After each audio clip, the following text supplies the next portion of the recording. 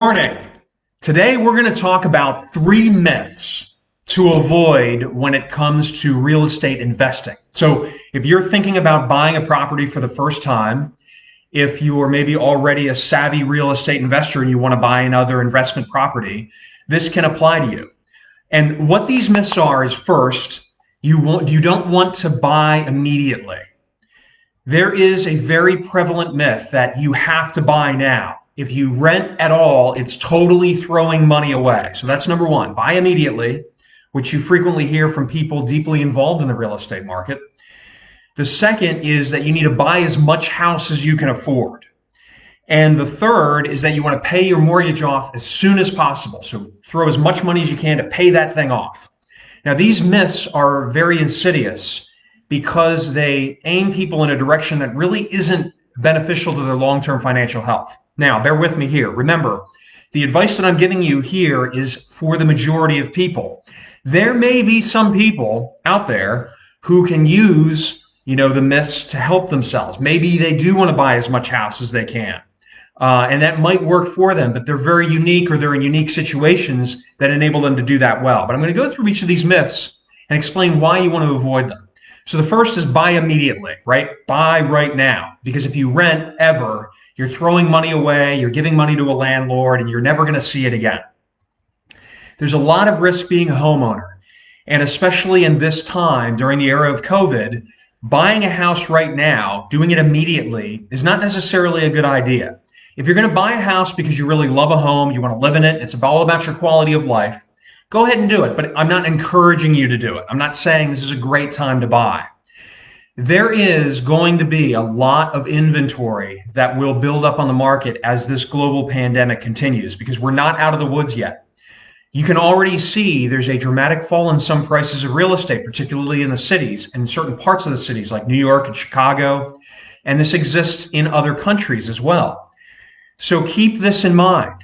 If you wait a little bit, you're going to see a buildup in inventory and you're going to see prices falling in a lot of locations that you thought could only go up. The old adage I frequently hear here in Washington, D.C., of course, I'm not in D.C. right now, but back home in Washington, D.C., I hear, well, it's a government town. Prices can only go up because there will always be government jobs and it's recession proof. Well, we're finding in a lot of cases now that these myths or these beliefs are absolutely false because there are other things like global pandemics that can affect us that we don't have any control over. So keep this in mind. Buy immediately is not a good strategy. If you want to buy, you got to make sure that you do your due diligence first. The second myth that I want to go over is the idea that you need to buy as much house as you can afford. This is, again, not a good idea necessarily. The idea behind it is, hey, if I really stretch myself and I wait, inflation over time is going to eat away at the size of my debt, and eventually I'll be able to, pay it off with devalued dollars. The problem with the theory, though, is that it's assuming you're going to hang on to this property for 10 or 20 or 30 years, which in most cases, most people don't do, right? So they say, hey, if you're going to move within 5 to 7 years, and if you're going to move sooner than that, you probably don't want to buy a house. If you're going to move further out than that, right? If you're going to plan on spending somewhere a longer time, then maybe it is a good idea. But you don't want to stretch yourself. You want to make sure that you've got good financial resiliency. And by that, I'm saying you don't want to commit to a mortgage that's any more, in my opinion, than 25% of your gross income. You want to keep that relatively low or lower. I mean, if you can get it cheaper, that's great. You don't want to buy a huge house and really over leverage yourself and then put yourself in a bad situation. The third myth is that you want to pay your mortgage off as soon as possible. Okay, so in this day and age, you can get a 30-year fixed rate mortgage for under 3% if you have really good credit. Even if you have just good credit, even if you don't have excellent credit, you can still get a mortgage rate under 4%. And these are absolutely rock bottom rates. I mean, these rates are barely keeping up with inflation.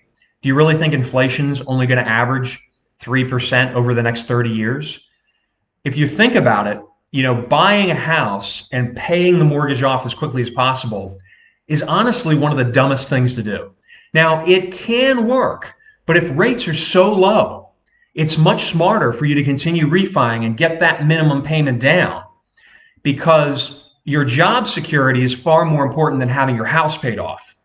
If you are able to have a good job and you're able to maintain job security and maintain that mortgage payment day in and day out every month of the year, you're going to be in a much better situation over the long term than if you try to pay the mortgage off early, take a lot of risk, lose your job, and then when you can't make the mortgage payment, you lose your house.